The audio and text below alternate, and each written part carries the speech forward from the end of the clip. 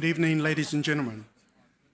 My name is Richard Nahi, and I'm also from the Auckland Council and from the tribe of Ngāti Whātua. I've been honoured and privileged to open this hui with a karakia. Not only a karakia, but also a mihi of welcome to our wonderful guest speaker here tonight. And the karakia is about acknowledging Rangi Nui, Sky Father.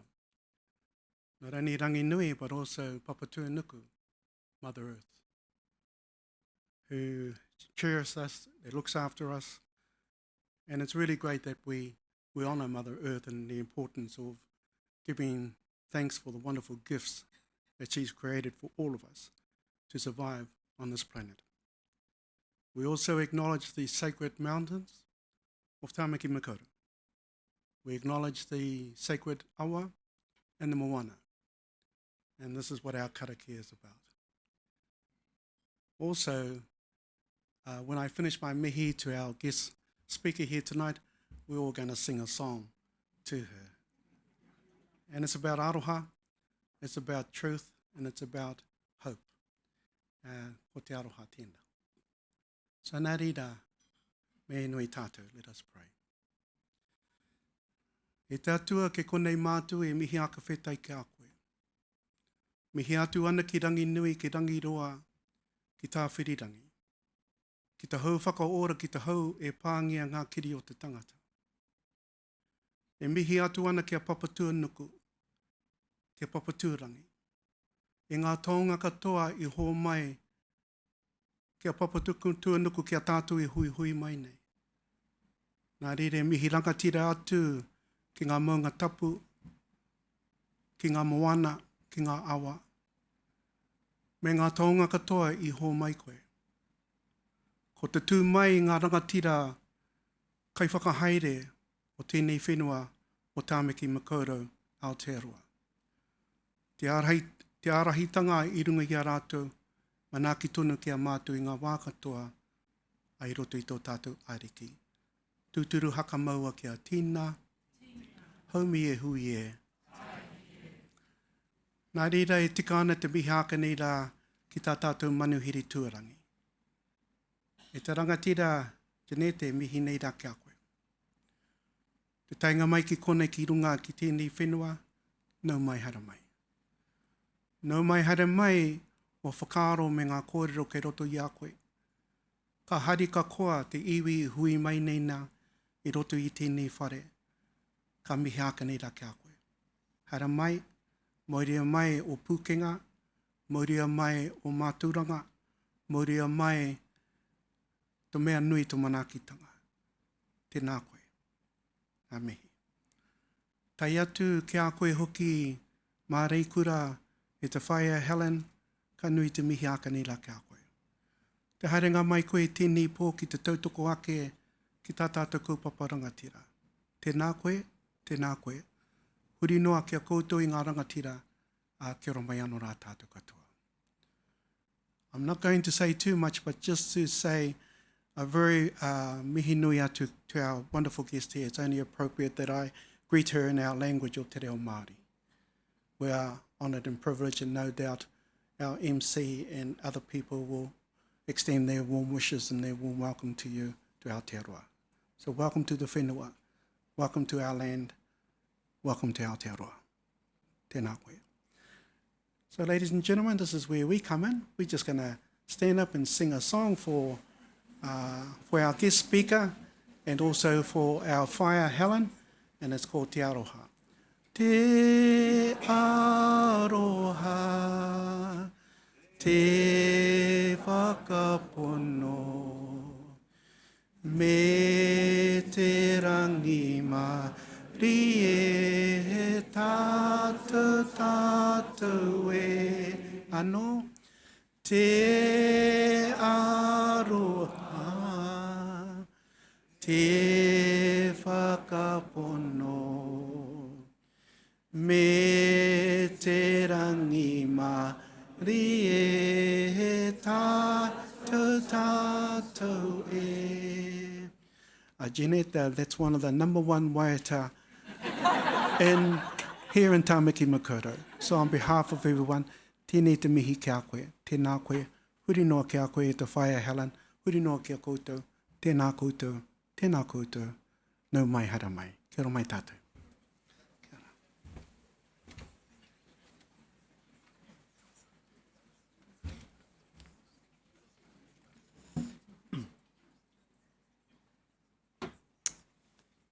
Tēnā koutou,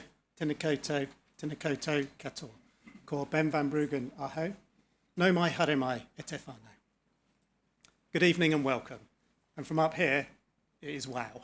It's fantastic to see so many people here for this event. I'm Ben van Bruggen, and I'm an urbanist and the founder of the Urban Room. And together with the Helen Clark Foundation, we're really delighted to invite you here for this event today. I also get the bit which just kind of can calm me down a bit, which is doing the housekeeping. So the bathrooms are over that side of the room. And if we need to exit, we gather, if there's an emergency, we gather on the upper grass terrace out there or at the back at the Merrill Drive footpath. And we'll be guided by the staff here in order to be able to do that. We will be using Slido tonight. So if you've got a question that you'd like to put to Helen and Janette, then please do put it on Slido. You can download the app, and the hashtag is a hashtag #OurCity. If you don't know how to use it, there are a couple of people at the back that can help. We've started a little bit late, and we might be compressing the Slido questions a little bit. And I then kind of find it a little bit frustrating with Slido because it has this thing on it that says awaiting approval. And it always sounds very formal. And I always think, why are they not answering my question? Why are they not? Don't they know who I am? Actually, it just happens that it comes in order, and until you click the thing, you can't. So if you have hundreds of questions, we're just not going to be able to get through them. But I think what we'll try and do, I know what we'll try and do, is we will try and capture those questions, and then we can carry on the conversation so that we don't have to wait another 10 years to have our questions answered when Janette comes back. We'll be able to continue that conversation, which is what we're really about. The Helen Clark Foundation and the Urban Room shares a passion for urban environments and cities. So it was really great and very easy and natural for us to come together to put on this event here tonight. From the Urban Room point of view, I'm very grateful to our founding partners, sponsors of Boffa and Resine. And as the Urban Room is an independent, not-for-profit organisation, we rely on private sector funding. Both the Helen Clark Foundation and the Urban Room is also very grateful for the event sponsors that have been able to help us bring Janette here and keep her for a couple of days in Auckland. That's Britomart Group, so Jeremy, thank you very much. And also Grimshaw Architects, so Neil and colleagues, thank you very much for that as well. On a personal note, I think I'd like to thank Murray, who is the executive director, something like that, of the Helen Clark Foundation, who's my co-conspirator in bringing this about. Which is fantastic. Thanks to Ashley at Auckland Conversations, who's really helped put all this stuff together and has been very calm, especially tonight.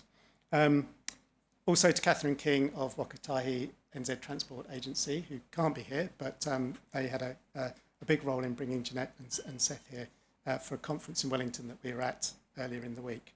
And I'd like to extend thanks to Seth Solomano, who is the co-author of Street Fight, the handbook for urban revolution that he wrote with Janette Sadik-Khan, and also to Sky Duncan from Necto, who's helped in doing those things. And there's plenty of other people in the front row that you have my thanks. It really is quite an honour to be up here tonight and to get the opportunity to introduce not one, but two urban rock stars. To be able to bring the Right Honourable Helen Clark and Janette Sadik-Khan together to talk on the same stage at the same time is a wonderful opportunity, and we will be inspired by what they both have to contribute. But before we move forward, I'd like to ask Simon Wilson to come up. Simon is senior journalist at NZ Herald, just because another one of our inspirational people and hero passed away this week, and we just felt it was appropriate to honour him. So, Simon.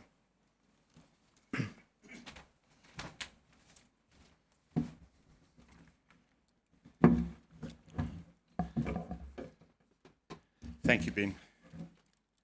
E hoa mā, kua hinga ki koe he tōtura nui I te wao nui a tānei.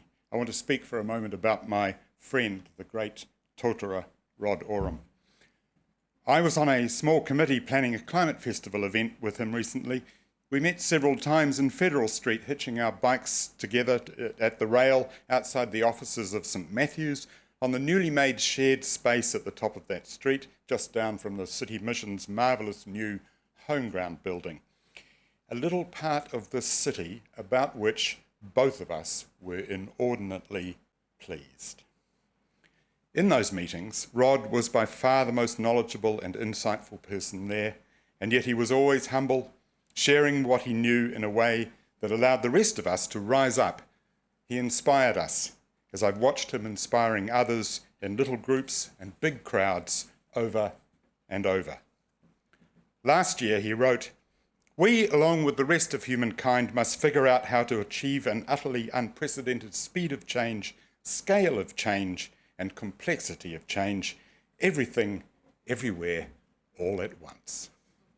Popular culture guy, Rod, despite first impressions. Political scientist Bronwyn Hayward, famous on the IPCC, said yesterday, "There are people who are fierce lights of goodness, generosity, integrity and kindness. Rod Oram was all this and more. He was the first New Zealand journalist I knew to take degrowth economics seriously. He's still one of the very few. Most of us are too scared to go near the idea." In July last year, Rod wrote, "Early this Sunday, I'll hop on my bike in Almaty, Kazakhstan, and head for Istanbul, fulfilling the first part of my long-held dream of cycling from Beijing to Birmingham. Why would I want to ride 15,000 kilometres across Asia and Europe? Because I love cycling, and long adventures is the simple and true answer." Rod rode that first leg of his trip last August on the Silk Road. Nobody knew the businesses, farms, cities and technologies of Aotearoa or half the rest of the world like Rod Oram. Nobody knew more than he did about the threats we face from the climate crisis and the ways we're responding or avoiding responding. And nobody knew more than him about the opportunities we have to rethink business, to build better cities, to live better lives, to help the world find its way.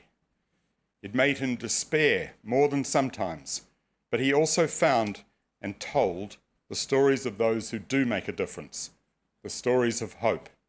He would have loved to be here tonight. In his writing, his radio work, and at innumerable conferences and other events, he was, by nature and conviction, an enthusiast. The moustache twitched, the beautiful sentences rolled out. He got that gleam in his eye. He had a special skill. He conveyed urgency with patience and grace. It's not given to many.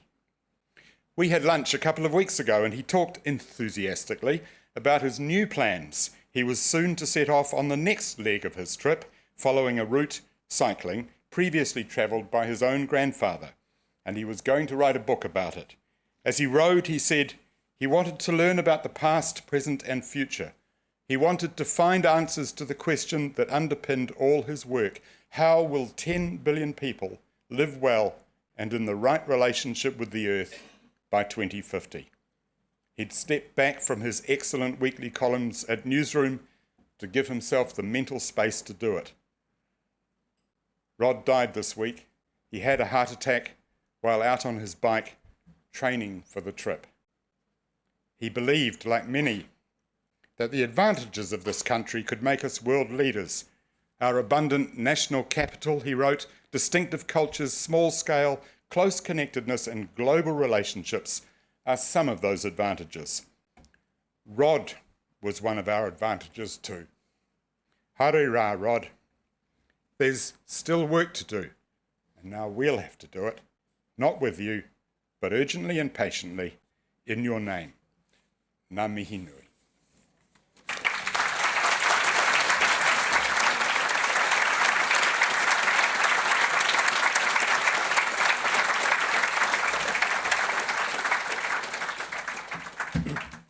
Thank you, Simon. That was beautiful. Last year, thanks to Precinct Properties, the Urban Room was able to launch a pop-up Urban Room, a pilot down at Quay Street. Thanks to Auckland Council, we were able to borrow 2 city centre models. These are big physical models, one dating from 1939, which is a beautiful hand-painted model, and one dating from 1968, which had a different purpose. It was like a working model, a 3D master plan for the city. And because it represented buildings that hadn't been built and elements that were never built, it was a bit of a kind of a fantasy, an imaginary city. Then we just threw the doors open and we invited people to come in, to share their stories, to go, what's all this about? I counted 1,000 conversations that I had with people over the short 4 or 5 months that we were open. Tourists coming off the cruise ships, 9:30 one evening, I was talking to 50 people in the room. Local residents, commuters, business people, bus drivers, and young people, lots of skateboarders. What I discovered is what I already knew. People get cities. They understand what it means to be part of an urban environment and a city like ours. They all want good quality urban environments, and we should not be afraid to show them what that could look like. Too often I hear, we could never change. Auckland is a car city. It's different. It's not like Paris or London or Melbourne or New York or enter any city of your choice. I beg to differ, and I think that's a meek excuse. We can learn from other places, and we should, but we can apply with our intelligence that we have, much of it in this room, in order to apply those principles here and live well. It is our streets that will do the heavy lifting in this, and the evidence is compelling. The better you make your streets for people who walk, for people who ride, for people who use transit, the better your city does, socially, environmentally, and economically. So if we brace this, we will have a prosperous city. And really that's the purpose about the Urban Room. It's to bring people together, like this, to find the best solutions to our challenging urban problems. Our mission at the Urban Room is to create a permanent urban room in Tamaki Makaurau, a physical space with fresh ideas, new thinking for debate and display, all about the possible futures that this city, Tamaki Makaurau, could have in the natural and the built environment. Doing that, we facilitate thought leadership, exhibition, debates, displays, and thought-provoking events, and this is one of those. A better Tamaki Makaurau is possible. It is also desirable, and it is crucially achievable if we work together. The Helen Clark Foundation this month celebrates its 5th anniversary as an independent, non-partisan think tank based in Auckland. Through its partnership with WSP here in New Zealand, the foundation has produced a number of key, wide range of reports on sustainable urban environments, reflecting many of the themes that you will hear tonight. The Right Honourable Helen Clark was Prime Minister of New Zealand from 1999 to 2008, although I expect you all know that. And Helen became the Administrator of the United Nations Development Programme in April 2009. She then became the Chair of the United Nations Development Group, a committee consisting of all the heads of the UN funds, programmes and departments, working on all of the development issues. She was the first woman to hold this post. She held that for 2 full terms and 8 years before standing down in April 2017. Ladies and gentlemen, Helen Clark.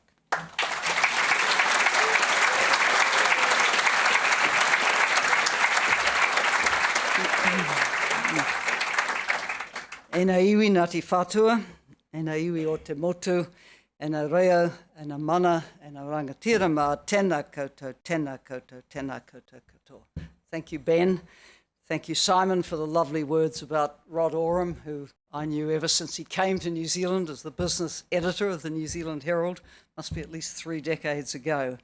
And can I also acknowledge to Richard from Ngāti Whātua your significant loss of Rini Hawke, the widow of Joe Hawke, who was buried just this week in Auckland, and araha back to you and your whānau. So what an incredible pleasure to welcome Janette, Sadik-Khan to this event in Auckland. Not Janette's first visit, and we hope it won't be the last. The last one was a catalyst for change in the city, and we really hope that this one will be as well.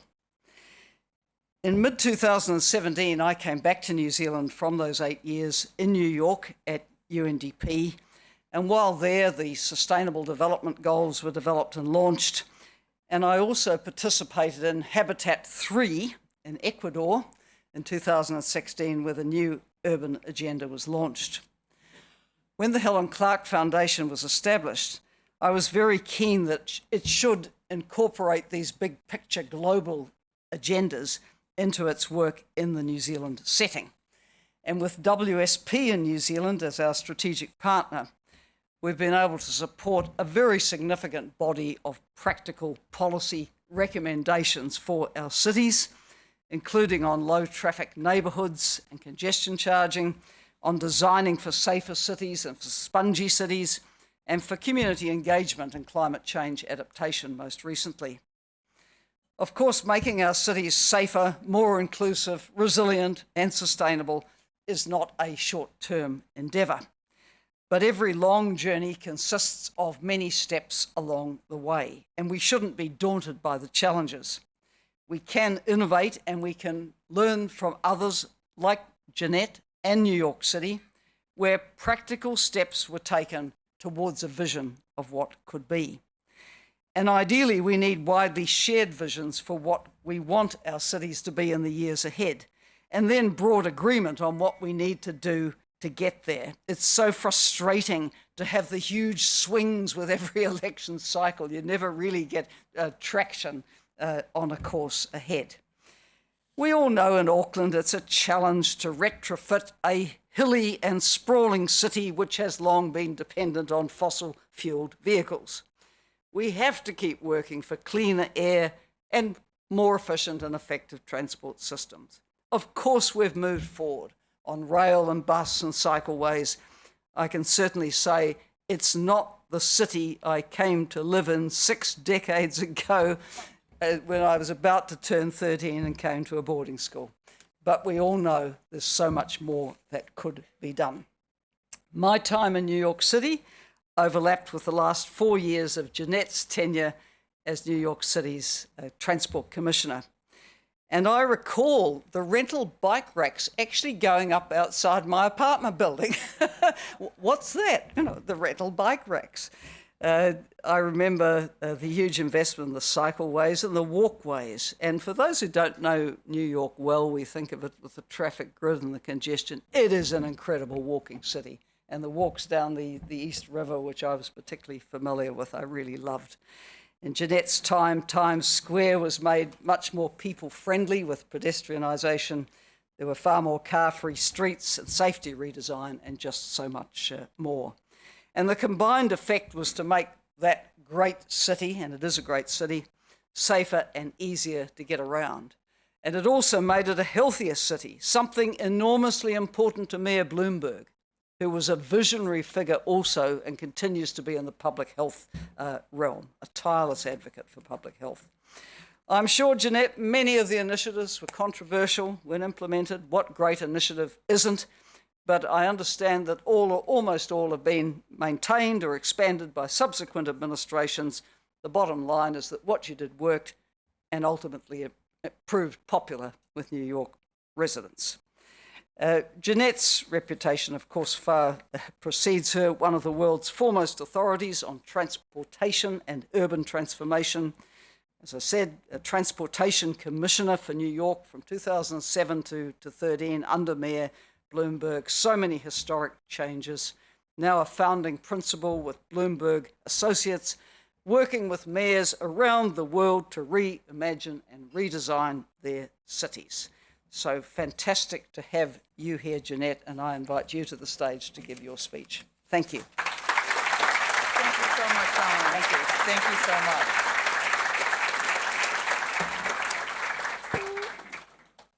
Okay. Always the top. Are we up? We're up.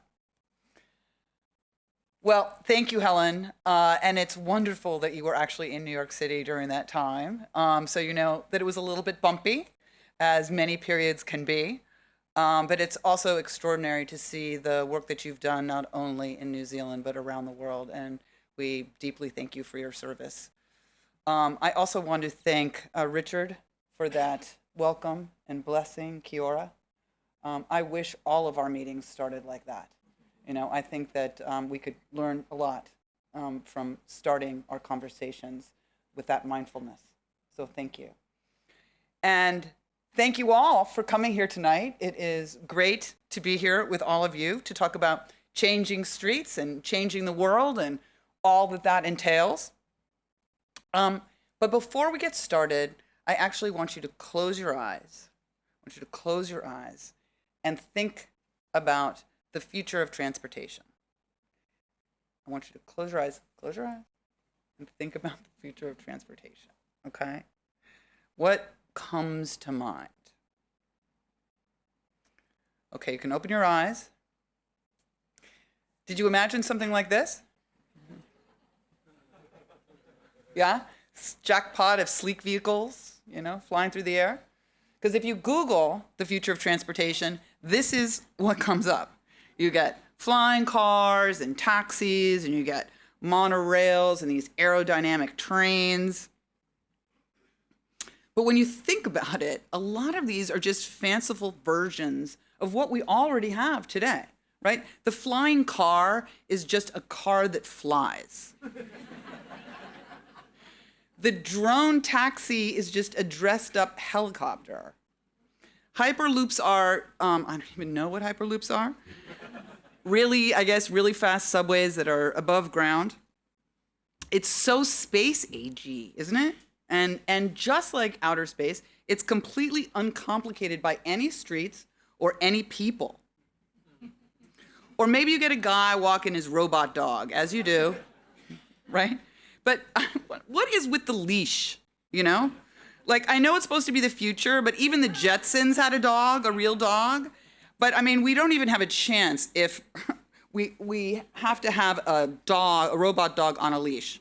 I don't think we're going to do well with driverless cars, so we can't deal with off-leash dogs.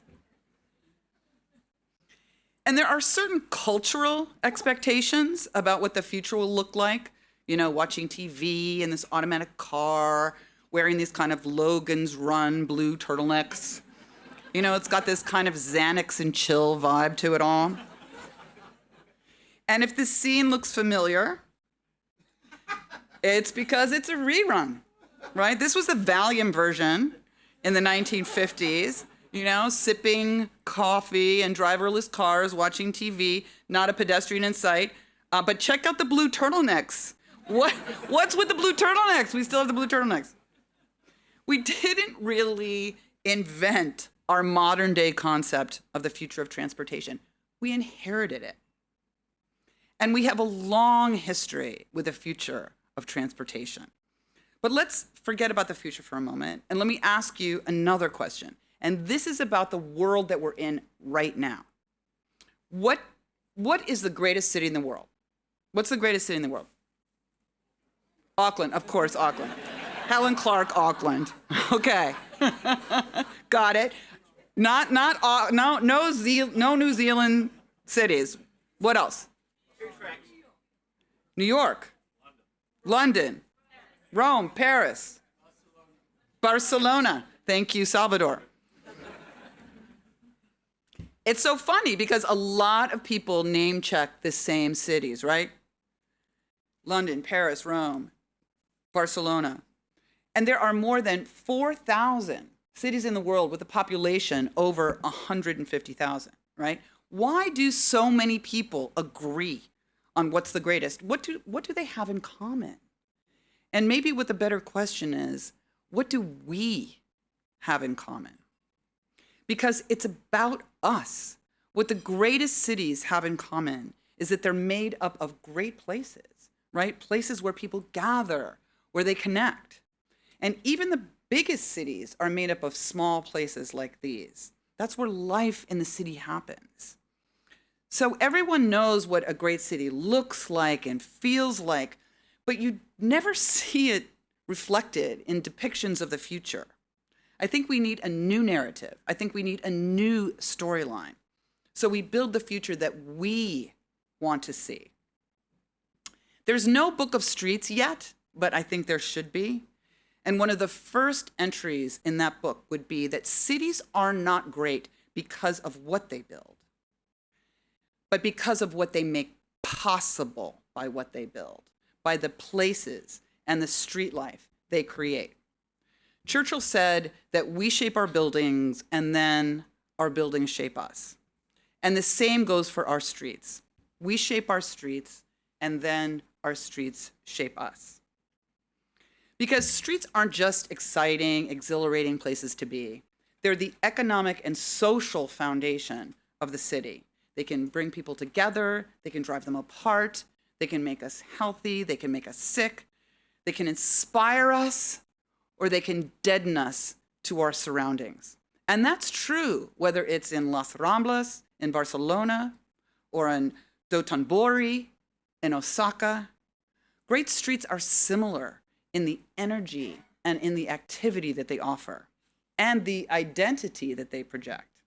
You know you're walking in Oxford Circus, that you're walking in London.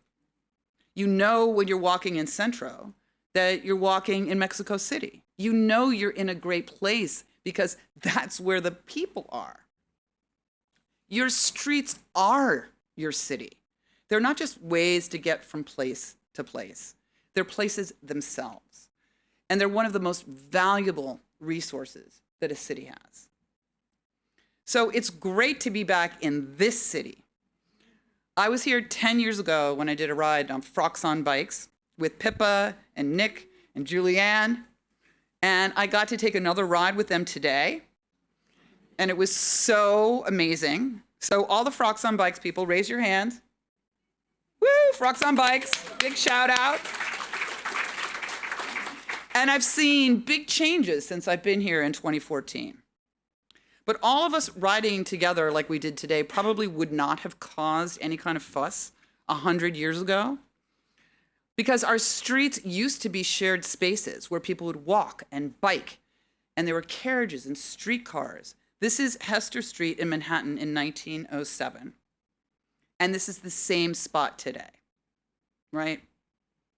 As time went by, more and more of the street was taken over by cars, by traffic signals, by parking, to the point where little by little, and then all at once, we lost the people, we lost the plot, and we lost the street. And this is played out in city after city, including right here at the foot of Queen Street, which was alive with people and streetcars and carriages in 1905. And you can see it today, a street with cars. In city after city, we stopped seeing streets as places for people and just looked at them as places to park or to get somewhere else. And you think about it, after 100 years of building roads and traffic signals and lanes, you'd think that our streets would be safe and they would be traffic free. But there's no place in the world more costly, more deadly, more congested, more inequitable.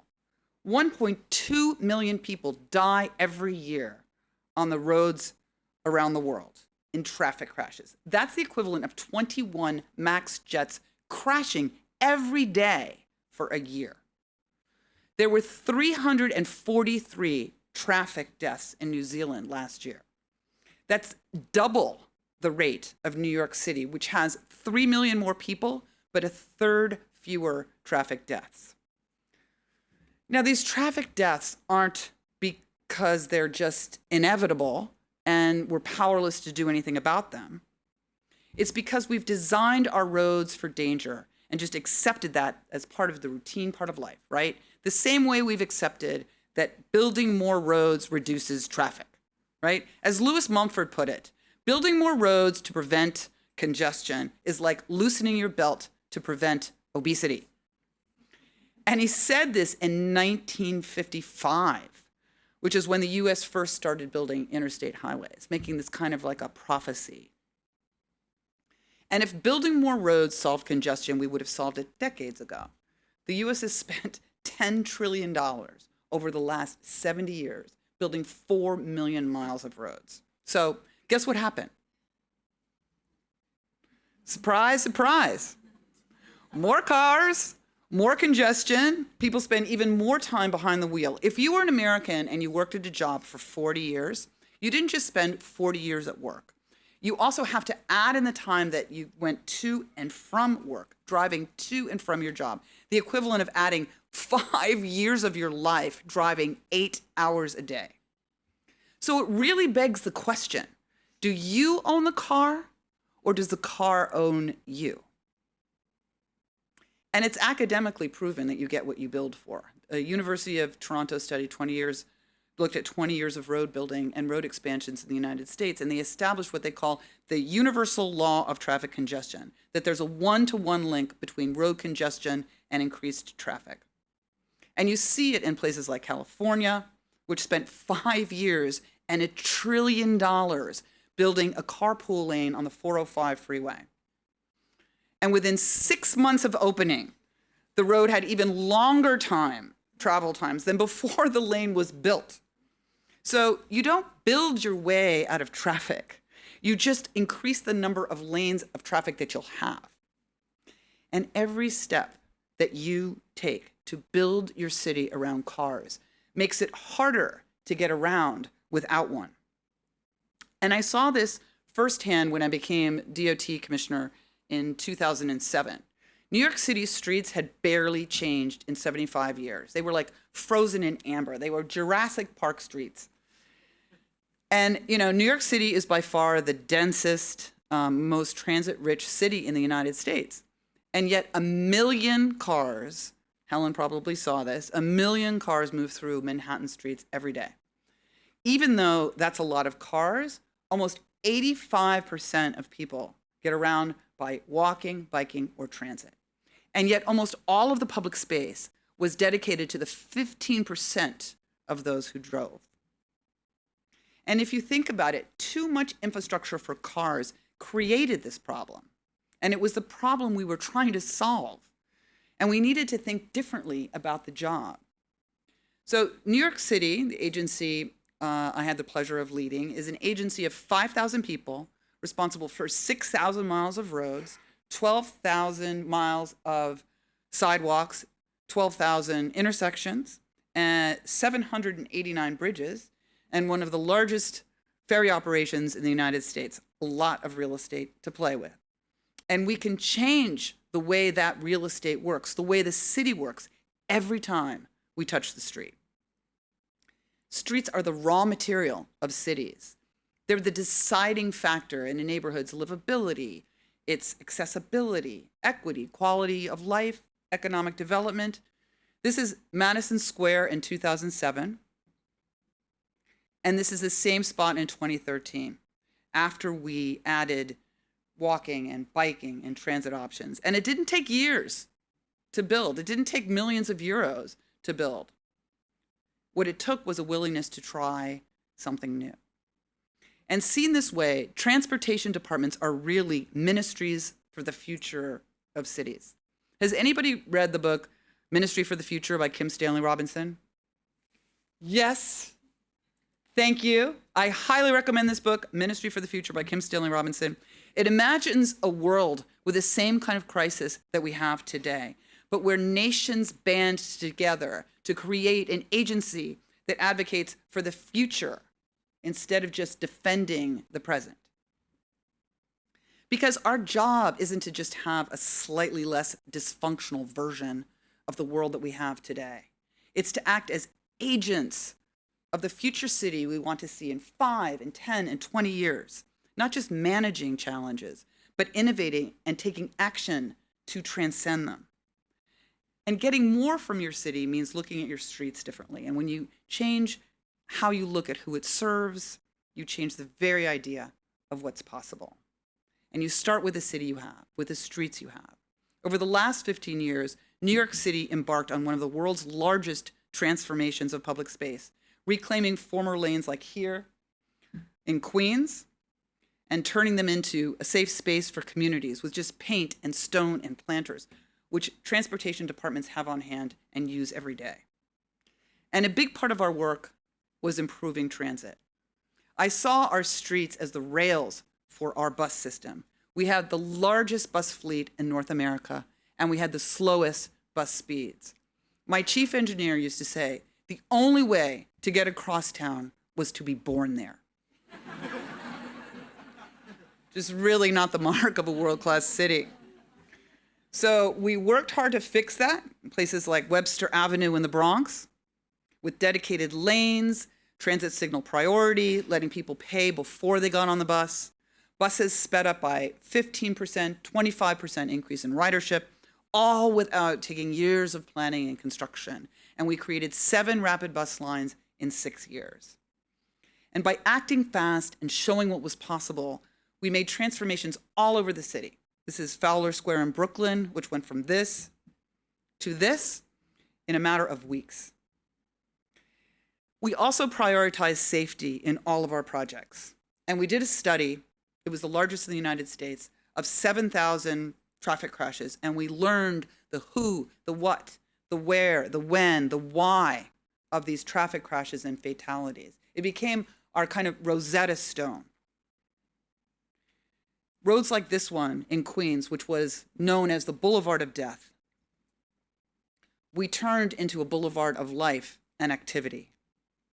We brought color to streets around schools and showed that they could be extensions of the classrooms themselves. Be safer, more inviting places, and not just places to move through. And when you make a street that's safe enough for children and caregivers, you make a city that works for everyone. And by changing the street, you change people's expectations and experience of the city. And this isn't just a New York story. Even in car-dominated cities like Chicago, you can make plenty of room for bike lanes, for bus lanes, and still keep car traffic moving. In Los Angeles, parking alone eats 517 kilometers of city road space, which is larger than the footprint of most US cities. LA has many streets like this. They're wide enough to land an airplane on. But not every square meter of road space needs to be dedicated to cars all the time. Streets can change and keep up with how people want to use them, creating shops and space for people to enjoy, like here in front of a theater where there used to be cars. Since leaving DOT in 2014, we've worked with mayors around the world to reclaim their streets through Bloomberg Associates. And we found this hunger for transformative transformation that transcends borders.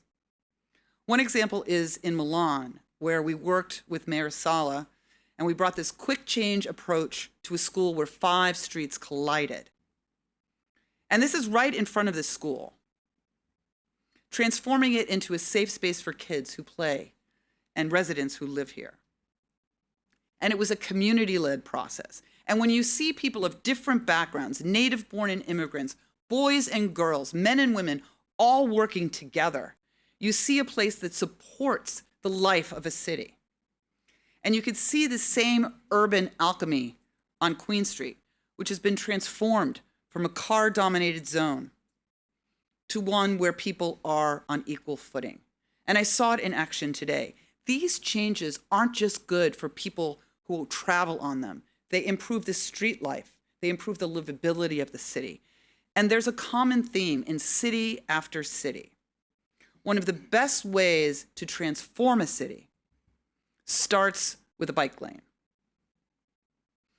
In New York City, most trips are under 5 kilometers and can easily be done by bike. But for years, nobody would do it. People thought it was because it's too hot in the summer, it's too cold in the winter. But it wasn't weather that was the barrier to cycling. There's really no such thing as a bad city for cycling. There's just bad infrastructure. You've probably heard it's too windy here, right? You get out of your street what you put into it. A few years ago, Broadway was all about cars. It was this drive-only zone. And just a few years later, there was bike lanes, bike share stations, pedestrian plazas. We invited people to enjoy the street in new ways. And we focused on creating a connected network of lanes so you could get where you needed to go seamlessly and safely. And instead of turning a blind eye on the barriers that made biking difficult, we addressed the underlying problem of the street, making it work not just for cyclists, but also for pedestrians and for the green market that's here at Union Square. Because bike lanes are not just good for bike riders. They're actually the anchor for an entirely different kind of street. And the New York City cycling story started small. This was the map of lanes when I started.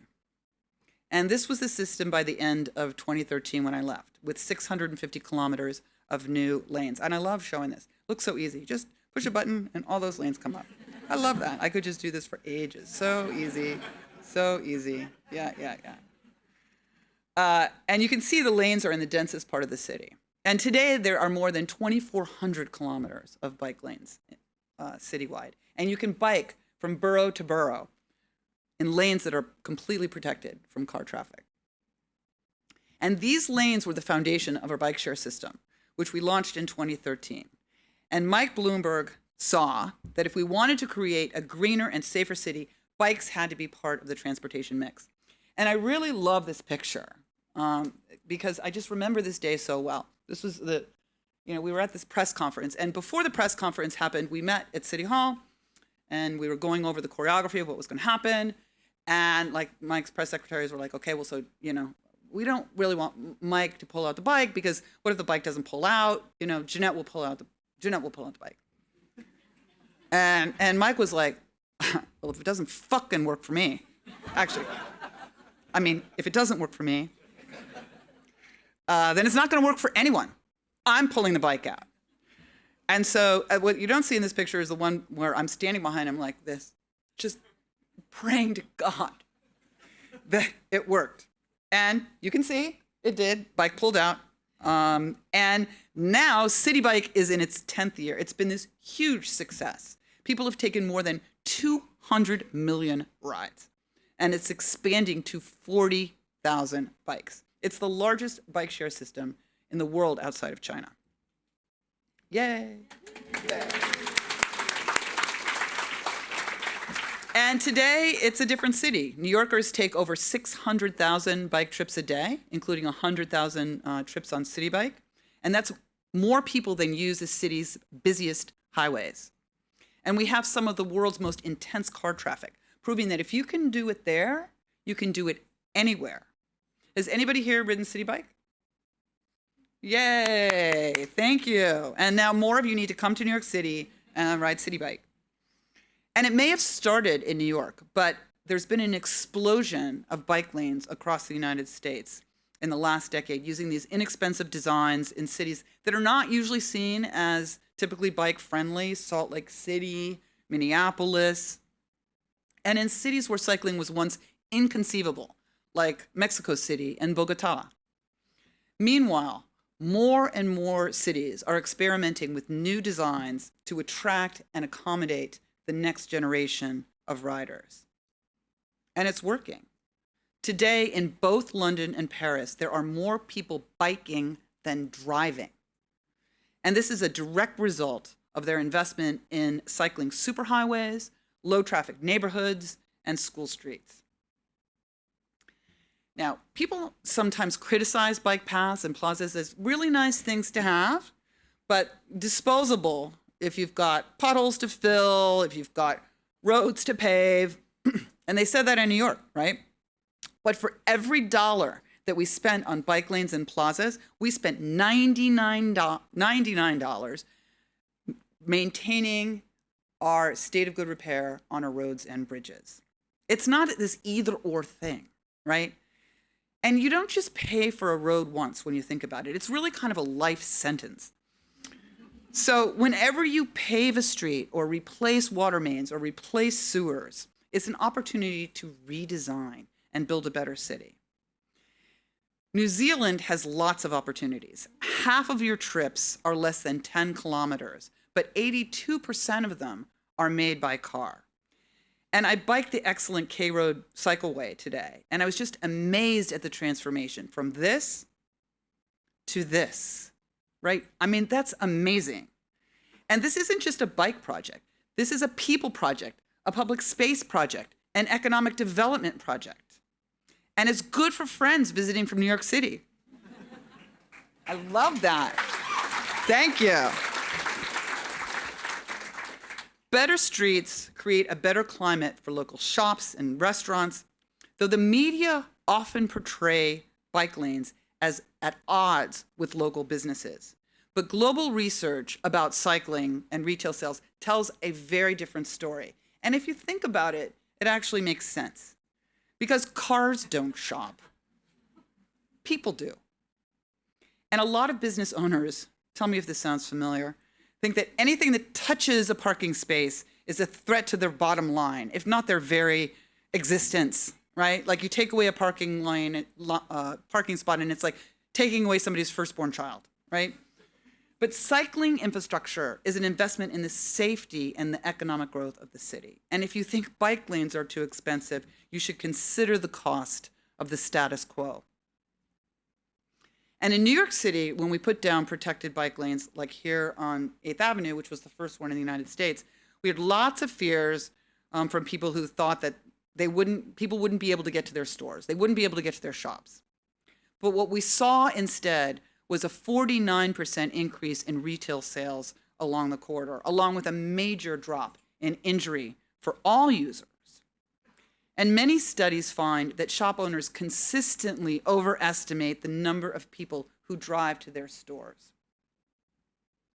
And you saw similar results here on Fort Street, which was built a decade ago. Huge increases in walking and consumer spending. So these projects work.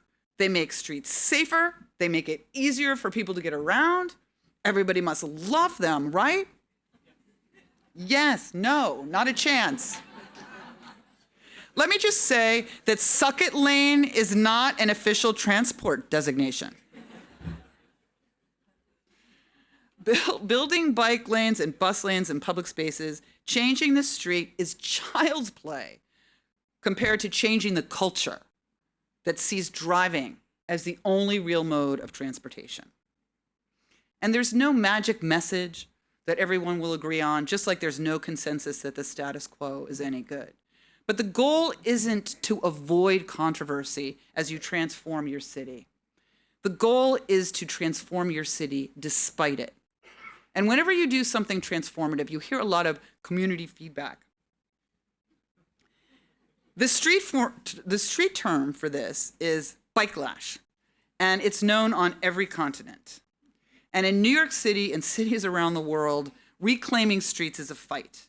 It's a fight to give people more transportation choices, and it creates strong political and cultural headwinds. These headlines are just a sample of the backlash that we got for disturbing the status quo.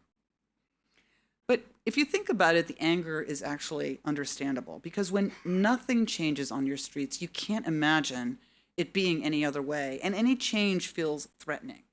This is Times Square in the 1930s, and you can see the street full of people in streetcars, and you can even see a few cars. This is the same spot a generation later in the 1960s, and you can see very little has changed. And here it is again in 2008, still looking the same. Times Square is known as the crossroads of the world. How many of you have been to New York City? Oh my God, wow. How many of you have been in the last 10 years? Last 5 years. These tourism programs are working. Awesome. Okay, so you know about New York. You know Manhattan is on a grid, right? And the only thing that disrupts that grid is Broadway, which cuts diagonally through the Manhattan grid, right? So we are looking at Times Square, and the people in Times Square were 90% of the traffic, right? But they only had 10% of the space, right? It's kind of a math problem. And after a century of this imbalance, we could have left it alone, right? And nobody would have complained because nobody had done anything about it for years. But it was dangerous. It was a dangerous spot for everyone, both pedestrians and drivers, and it was bad for business. It was a problem that had been hidden in plain sight for generations. So we did this in 2009. We took Broadway out of the grid, out of that diagonal, and we created 5 pedestrian plazas from 42nd to 47th Street, right? And all of a sudden, people had all the space they needed. Of course, some people said that we ruined the streets of New York. Everyone, and I mean everyone, had an opinion. But despite the critics, the redesign was a huge hit. New stores moved in, real estate values tripled, 100,000 more people visited the area. It became one of the top retail locations on the planet. And people forgot quickly that it had been any other way. And the project went from temporary materials and beach chairs that we bought at a local hardware store to permanent construction in just 4 years. And if we'd gone through the traditional planning process, we would still be arguing about it instead of enjoying it today. But it wasn't easy. There are 8.5 million people in New York, and there are 16 million opinions. I used to think 8.4 million people, 8.4 million traffic engineers. And, delaying and arguing about this project would have made a lot of people happy. And these fine people are protesting a bike lane in Brooklyn, saying that it made the street more dangerous by slowing down cars, right? I'm not a really big fan of that logic, but I really do love the creativity of the signs. Don't be conned by Sadik-Khan. That's good. That's good. Members of the media were not happy. The Wall Street Journal editorial board called us totalitarians. They said there was an all-powerful bike lobby pulling our strings. And in a way, this kind of conspiratorial talk didn't actually hurt our cause. It kind of galvanized it. And my hero, Jon Stewart, told it like it was. They're just fucking bikes, lady. And I think that backlash is a sign that you are doing something right. It's what happens when you challenge the status quo. And when you change the status quo, it changes people's expectations of what's possible. And it turned out that these changes were wildly popular.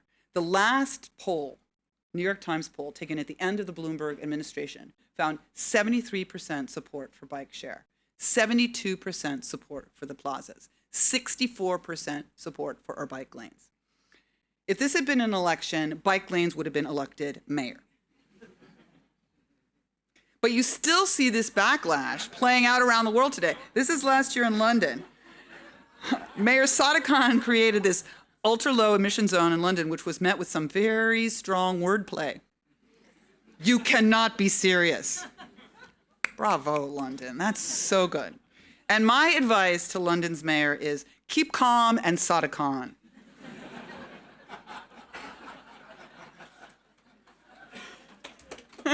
I know, it's sort of good, right? And you see the sign of backlash in Auckland and around New Zealand, where transportation is fought over rather than talked about. And you can see that the notion of an all-powerful conspiracy continues today. These people in Oxford apparently believe that the 15-minute city is a war on cars perpetrated by the UN and the World Economic Forum to enslave people within a 15-minute walk of their homes. And it reminds me of those soccer players who fake injuries, right? Falling to the ground, pretending like they've been mortally wounded to the ref, hoping that they'll call a foul. Because here's what a 15-minute city really is. It's a city where there's a density of destinations, so that more of life's daily tasks are within 15 minutes on foot, on bike, on transit. The real-life translation isn't that you're trapped in your neighborhood. In Paris, for example, it means that 94% of people live within a 5-minute walk of a boulangerie, so that people don't have to get into their cars just to get bread. That's a 15-minute city that I can believe in. A 15-minute city isn't a place where you can't leave your neighborhood. It's a place where you don't have to get into a car for everything. You have a choice for how you get around. But whether you're in Paris or London or New York City or Auckland, backlash is a sign that you're challenging the status quo. But because behind this controversy, and the fact is that most people love these changes. And in city after city, headlines like this, headlines against the changes, are being replaced by headlines like Anne Hidalgo in Paris, re-elected. London Mayor Khan, re-elected. Milan Mayor Sala, re-elected. Mayor Moore in Sydney, re-elected. Montreal Mayor Valérie Plante, re-elected. This is called the bike-lash paradox. And I wrote about this in The Guardian with my colleague Seth Solomano. Seth, thank you for that. He's an unbelievable storyteller and communicator, and I'm lucky to have him at my side for 17 years. We wrote that walkable, bikeable streets aren't just good policy, they're good politics. Because where mayors have implemented the most transformative bike lanes and plazas and pedestrian plans. They've been consistently reelected. And these changes are increasingly the indicators of a world-class city. And making that a reality in cities has never been easier because there's so many examples around the world. There's so much inspiration, and there's guidance on how to do it thanks to the Global Designing Cities Initiative, GDCI, and the executive director of GDCI is a Kiwi named Skye Duncan, right here. Raise your hand, Skye. She is a globally recognized leader. She's a trailblazer. You are all so lucky to have her in your backyard. And she helped write this guide, which is about flipping the hierarchy of the street from one that puts cars on top to one that puts people on top. And it gives cities a permission slip to innovate, to make them better for walking, for cycling, for transit. And both Auckland and Wellington have both adopted this guide. So big round of applause. That's great to see that happen. Now, when I was here 10 years ago, the narrative was that Auckland was moving from a city of cars into a city for people. And I remember walking and biking the streets with Mayor Brown, the first. Just want to make that clear. Along with Ludo, Campbell Reed, Chris Darby, and Pippa Coombe. Auckland was a city of the future, right? Rich with the belief that its best days were ahead. And the head of Auckland Transport at the time resolved to create a statement of imagination for Auckland. Amazing. This was 2014. Within 1 year, the pink wave arrived on the light path, along with many other bike and pedestrian projects. All of this progress is due to years of advocacy, the blood, the sweat, the tears that go along with making these kinds of changes happen. And it takes the strong advocacy of people like Barb Cuthbert and so many of you who are in the room tonight. Big round of applause for all of you. That's huge. There was so much done. So much done. And the bike path alone was a colorful statement of imagination. And it still made a strong statement today when I was riding on it. And you can see the new life that came with projects like the one on Key Street, which transitioned from a river of traffic to a temporary bike path, and now today, a street built for everyone with cyclists embedded in the design. The urban alchemy has continued in places like Emily Place, which became a neighborhood centerpiece. Consideration given to the residents who take the bus, who deserve a safe, well-lit place to wait. Now, it can feel that Auckland has lost a little bit of its mojo. And it's hard when your transport minister is putting the brakes on bike and pedestrian projects and prioritizing road projects. But the hard work that you put in 10 years ago paid off, and you can't lose hope. There are always bumps along the road, always. And look around at the people in this room, right? You're the ones that made the progress happen. You did this. You've made big progress. You know that these investments are the most cost-effective and sustainable ones you can make, and that whenever you have streets, you have possibilities. But it takes all of you to make those possibilities a reality on the ground. And with the passion and the leadership and the action and the advocacy of everyone in this room, I know you can make it happen. Great streets are not questions of engineering. They're questions of imagination. And when you change the street, you change the world. Aw. Thank you.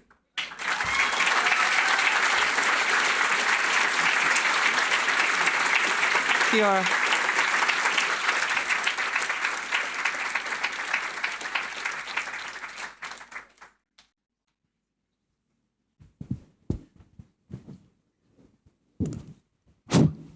Well, thank you, Janette. That really was food for the soul, I think. There have been some dispiriting headlines, to put it mildly, in New Zealand of late.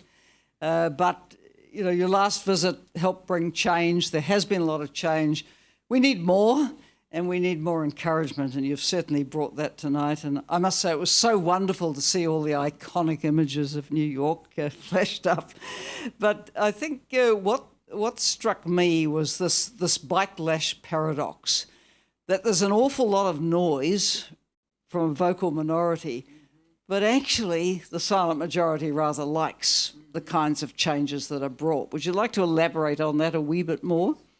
I think that's true. And I think that, you do have that phenomenon of the loudest voice in the room. Like it's easy to be against a project, right? It's easy to say, oh, this is terrible. It's bad for business. It's awful. There's more traffic. It's worse than ever. Stores are disappearing.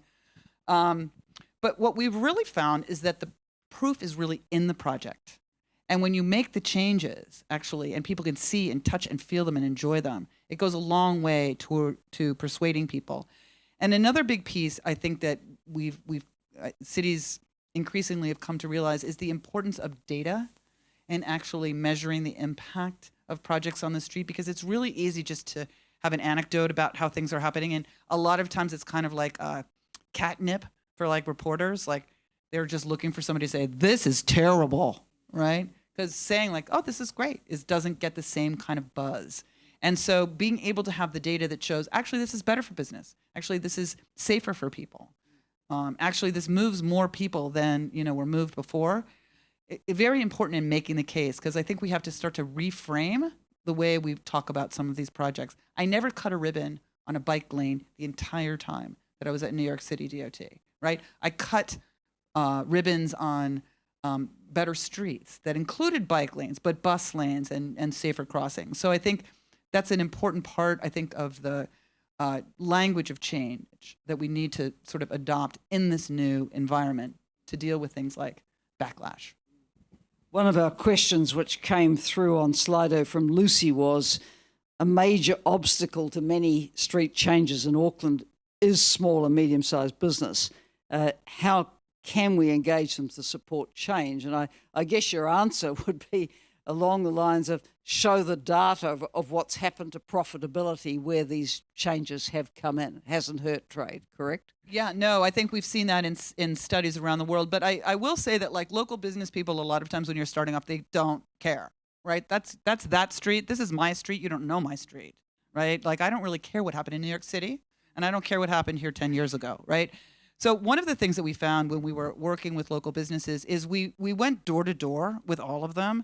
And in a lot of instances, the regulations in front of their stores hadn't changed in years, right? So we were actually able to help them change some of the regulations, extend the hours for deliveries, change the hours of operation, and had a conversation about what we were doing. And that helped. But I do think that the proof is in the pudding of the project. And we were not going to, I remember getting this question when I was in Toronto, like, how did you get 100% consensus behind your bike lanes? It's like, it's only a question that a Canadian could ask, right? You're not going to get 100% consensus. You just have to move forward and be deliberate in the way that you are making the changes, be flexible to tailor them, and communicate what's happening. One of the depressing things about culture wars is they're often based just on belief and never on data. So how do you break through on that? Because there will be some who will just never accept whatever facts and evidence is put in front of them. That I guess what you're saying is just keep going. If you think it's the right direction, and I think having Mayor Bloomberg behind you was incredibly important. To the bosses behind you, you're encouraged to go on. But where do you see this culture war on bikes and pedestrianisation sort of panning out? Yeah, I think we're in a global crisis, right? And so many levels. And it's only so long that you can, stick your head in the ground about this. But you're right. I did work for an extraordinary mayor, and he used to say, "In God we trust, everyone else bring data." So we brought lots and lots of data, and we presented the data in different ways, right? We didn't just put out a dry report that said, oh, here are the, north, south, east, west, traffic signal timing improvements, right? Like we were talking about the people. We were telling the story of how many more people were on the street, of exactly, 50% more people, 50% increase in sales. different kinds of ways of telling a story and having the story come from the people who were affected and not just from the agency, because that's a much more powerful frame than just, hi, I'm from the New York City Department of Transportation and here to help, right? As compelling as I think that is. Now, here's a question which is relevant in all our ageing societies. What does an age-friendly lens look like when reviewing facilities, public space, transport, etc., so we have an age-friendly, disability-friendly, inclusive society? Oh, I love that question. Well, we're designing streets really that work for everyone. And we've actually just put out a new design guide. Do you have it? Streets for Kids, which actually looks at designing streets from the perspective of a 3-year-old, right? How do we design for a street for a 3-year-old? What does that look like? And now you have your own copy, Designing Streets for Kids. And it's really compelling because it changes the way you look at the street. Like if you're holding the hand of a 3-year-old, can you get across the signal? Can you get across the street in the right time? I have to say, I think your signal timing here needs a little work. Like you're rushing across the street all the time. So like I would give this to your chief traffic engineer. Because that's a part of it. But like when you do that, you make it better for older people, younger people, most people, every people, right? And that's really who we should be designing our streets for, not from behind a dashboard view of the street, right? We're not designing our streets from the perspective of a car. We're designing our streets from the perspective of the people who use them.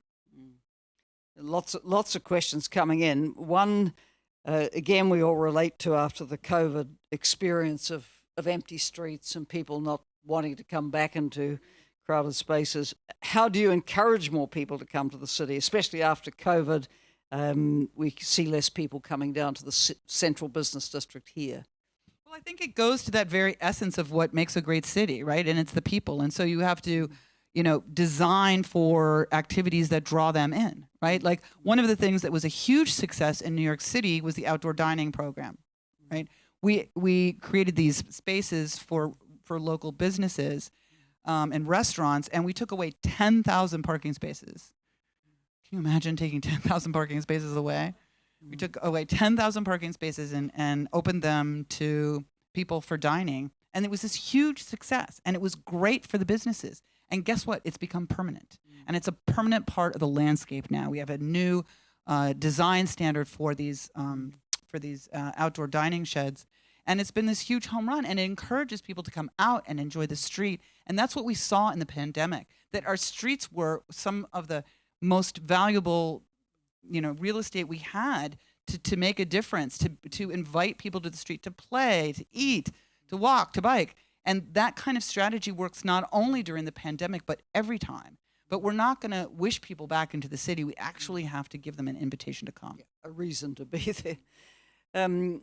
Here's one asks for your advice on how to give Auckland Transport the confidence to remove car lanes and replace them with dedicated bus lanes, rather than keeping the car lanes and adding costly new bus lanes. Any advice?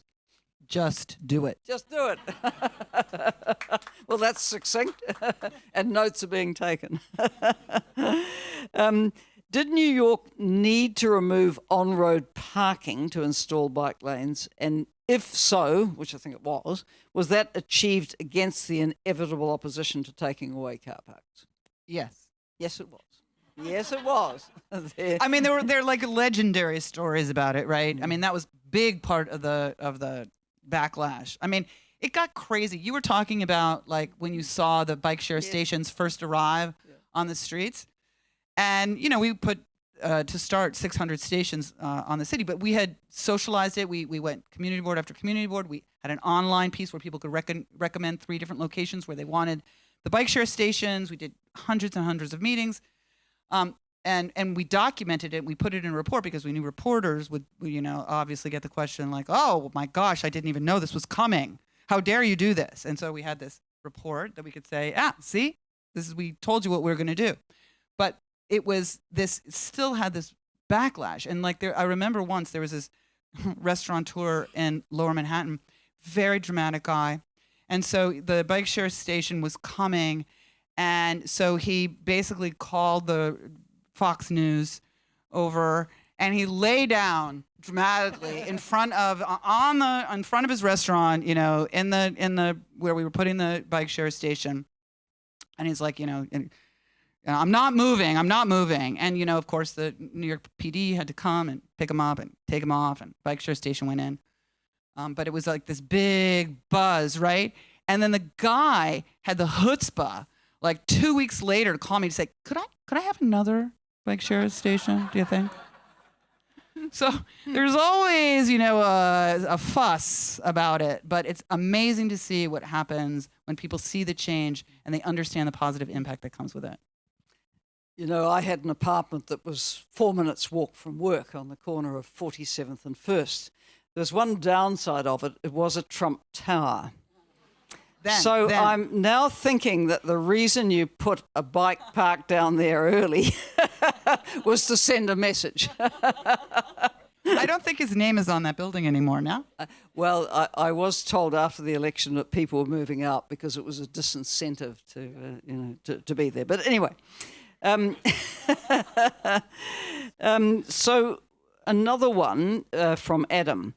What transport-related initiative that you implemented did you find had the most, quote, bang for the buck when it came to promoting travel behaviour change? Well, I talked about it a little bit in the talk, and I really do think that it's bike lanes because they have so many dividends, right? Because they're not just for cyclists. They really make the street safer for everyone, much better for the quality of life. We were able to put in a lot of trees on our protected bike lanes. We shortened the crossing distances. You know, people just felt safer because when you have more people on the street, it actually makes it safer. And the drivers have to look out, right? They sort of see there's more activity and they slow down naturally, which is a really important part of the investment work. Someone asks, given that all cities need transformation, not tweaks, is any city there yet? What is needed next? More safe streets or something else as well? You know, I've been really, I was recently in Paris, and I have to say what Anne Hidalgo has done is nothing less than just a huge revolution. You know, you see the amount of bike lanes that are out there. You see the huge investment in transit. That city has completely changed, and it'll be really interesting to see what happens during the Olympics. She's done a really good job of leveraging the Olympics, these big events, to make these transformative investments. And I think that's a really good recipe. Milan is going to be doing that with the Winter Olympics in 2026. They're looking at taking their downtown streets and streets around the city and pedestrianizing them for the events during the Olympics, and then they will be legacy.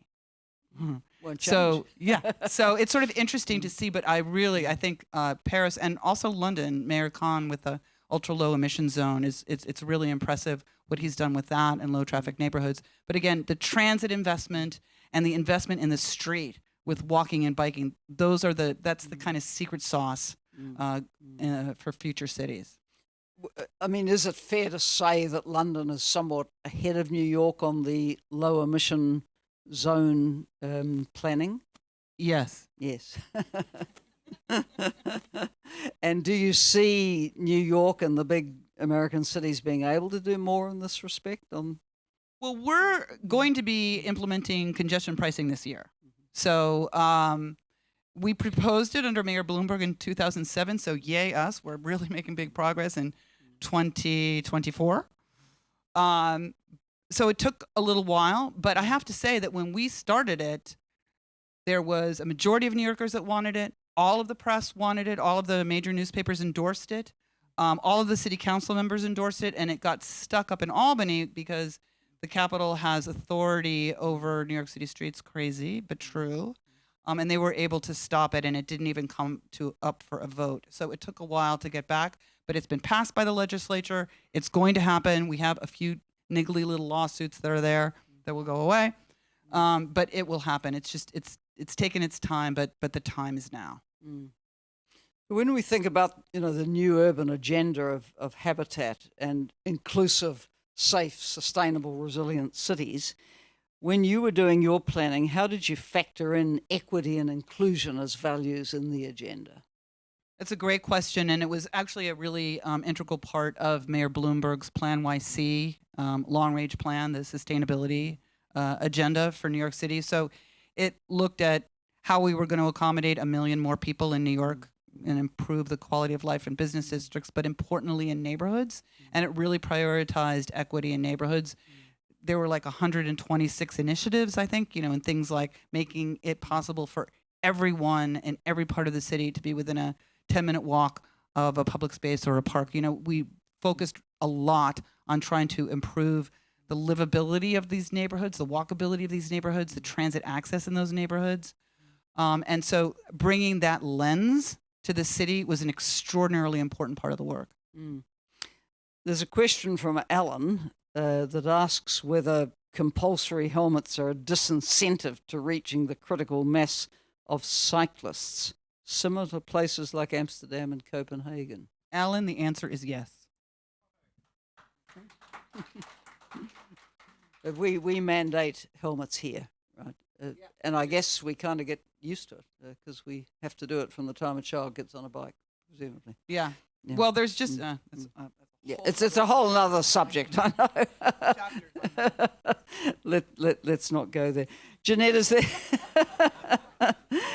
is there any final message of encouragement you'd like to make to this wonderful Auckland audience that has hung on every word and is really interested in having a city that's people-centered and sustainable and a pleasure to live in? I know that it's been a bit of a bumpy ride here, but again, I just have to say, you did so much. I looked at how much this city had changed, since the last time that I was here. And you built so many of these projects that we rode on today that weren't there. And that's all of you. All of you did that because the advocates are the ones that make it happen. The changes that I talk about in New York City make it sound like we just waved the magic wand and yeah, they all happened. But that was, 15 and 20 years worth of advocacy work. They were the ones, you are the ones that lay the groundwork for the change that happens. And so it may look like it's not going to happen right now. This government's not going to be in place forever. Like, you need to be working on this right now, and you've done it, right? You will. And I know that when I come back, I'm going to see amazing progress again. So thank you all for your leadership and advocacy and action. Thank you. Wonderful.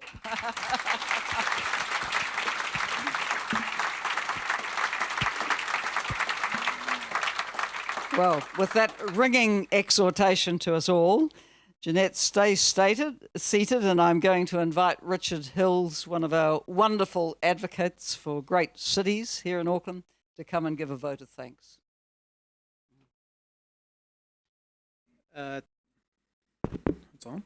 Tēnā koutou katoa. E te iwi whānui, e hui hui mai, ke te toko, e te kaupapa, e tēnei pō. Kia ora koutou katoa, I'm Richard Hills. As the amazing Prime Minister, ex-Prime Minister, Helen Clark, has introduced me as, I'm the chair of the Planning, Environment and Parks Committee for Auckland Council and a councillor from the North Shore, but obviously care about the whole of Tāmaki Makaurau. E mihi whakewhitai tine ki te ātou manihiri, ātou ko Janette Sadik-Khan, mō tōna kōrero kia ōtou katoa e te tēnei pō. Thank you so much, Janette. I think sitting here, and I know this room full of people who we mostly don't have to convince of everything you said, and I guess that's part of the problem, but what you have given me, again, is that sense of purpose, ability, and all the things you said. We had friends come over from America over Christmas, and we did take them all around the city because I wanted to show this used to be 6 lanes, now it's 2, and there's 200 native trees here where there was 200 cars before. So there are great things in this city that many of you have touched or been part of, or written submissions, or come and presented, come and yelled at us, that have been done, and there's so much more that has to be done. And everything you said around and seeing those pictures before and after are just things we need to keep doing, and they will keep going on. There is a bit of a tussle and a struggle at the moment, clearly, but there are things that will continue because people demand them. And I think, the City for Kids, I need to read that. And I did say to someone the other day, you don't have to have children to have empathy or understand the world from children's eyes. But now I do have a child, seeing the excitement he has, he's 2.5, of this beautiful place, but knowing the places I can't take him or don't want to take him or feel completely unsafe to take him. And that realization that I don't want my child near this road, that actually, where I get off the bus, and I'm sure the person who got off the bus with me had no idea who I was, but she turned to me because we have to cross 3 lanes on Glenfield Road to get home. She said to me, "Do you think if we go together, it's less like they'll kill both of us?" And like that, obviously that she was giving a bit of a joke, but actually for me it was like it's my fault. So but she looked at me like, let's walk across this road like ducks together, because there is no safe way to cross. We get off the bus, presumably at the same place every day. And for people all around this city, there are great experiences, and I like to post them and, do the positive things to make sure Dean and others know that I'm not always angry at Auckland Transport, because I have very good experiences of the city. It's a beautiful, wonderful city that so many of us are proud of, but there's so much to do. But I think one thing, you've said that you noticed the change, so thank you and kia ora. But I think that it is about that, making sure that we keep doing it, because you can hear those loud voices. I think Pippa and many of us, the only death threats we've ever had, or I've ever had, were about removing car parks, which seems wild to me.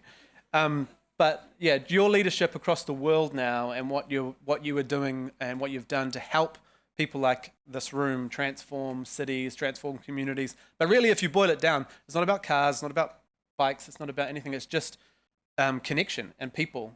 We had this amazing rangatahi group present on the LTP today, and they just spoke. They didn't talk about the details in the long-term plan. They spoke about their purpose, their place, the way they want to see the city, the way they want us to see them, and they felt like they don't have a voice or a place. They felt, I asked them about the attacks on te reo and Māori at the moment, and they said, some of my friends are now scared to speak te reo because of the messages leaders in this country and city are maybe sending them. So I know that your leadership, and thank you also, Helen Clark and the Helen Clark Foundation, and Ben in the urban room, and everyone in this room, I know it's frustrating, and I know it's annoying, and I know we're never doing enough, but I think that if we don't have all of you, then we're not helping those rangatahi that spoke so well and gave a waiata to us. They don't have their voices heard. So I just want to acknowledge you, acknowledge Helen, Ben, everyone, Ashley and the team at Auckland Conversations, who still bring these voices to us to hear and feel inspired and feel positive about our city, no matter how hard it gets. But thank you so much for coming here. Thank you to the Urban Room. Please invest in them soon when we're able to. Helen Clark Foundation for leading some of the really important conversations that we're having to have as a city and as a country, and all of you. So I could go on forever just how excited I am and how inspired I am, and I'm sure I'll be knocking on the mayor's door again like I do daily to tell him how great this was and how many things we need to be doing in this space. I won't talk about all the concerns I have about the government and climate change and safety, but we'll fix those things, right, Simon? It'll be fine. I'll just close with a karakia. Me karakia ato. E te atua I o matua kore. Nā mihi whakewhitai, moi a tātou kaupapa, o tēnei pō, mi ngā iwi, ko tātu mai. Manakitia I a mātou, hokinga, ki te haukainga, mō o inuitanga, e pā ana I ngā mahi kaupapa, awhi katoa, I nui mai ki tā mātou whānau, huri noa, ki te haukainga, I noho ai, tātou katoa. Amene. And just wanted to kia ora to Richard Nahi and Ngāti Whātua Ōrākei. He always helps me with mihi and words that I clearly need to improve on my own te reo journey myself. But acknowledge Ngāti Whātua for the land that we stand on, for gifting us these 3,000 acres that we are able to continually transform with them and the mana whenua of Tamaki Makaurau as well, for allowing us to continually, hopefully, improve the lands that we've been gifted or were taken from them that we were trying to improve. Sorry, I'm getting way too deep for a Thursday night. But yeah, thank you very much.